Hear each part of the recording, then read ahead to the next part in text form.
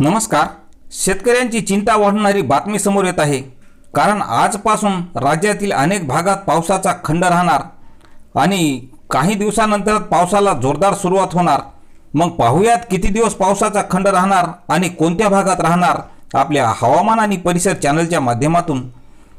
तर हवामान विभागाने वर्तवलेल्या अंदाजानुसार मान्सूनने जरी सर्व महाराष्ट्र व्यापला असला तरी कोकण भाग वगळता आजपर्यंत सार्वत्रिक दमदार पाऊस कुठेही पडलेला नाही आणि दिवसभर पडणाऱ्या चांगल्या पावसाचा अंदाज किमान 4 जुलैपर्यंत तरी नाहीच. यामुळे 4 जुलैपर्यंत पडणारा पाऊस म्हणजे काही भागातच आणि विखुरलेल्या स्वरूपात पडणार आहे. याचे प्रमाण व क्षेत्रसुद्धा अगदी कमी राहणार आहे. याचे विशेष कारण म्हणजे अजूनही मान्सूनवर हा सुपर अल्निनोचा प्रभाव कायम आहे. तर याच हवामान प्रणालीच्या प्रभावामुळे अल्निनो हा सक्रिय होत नाही.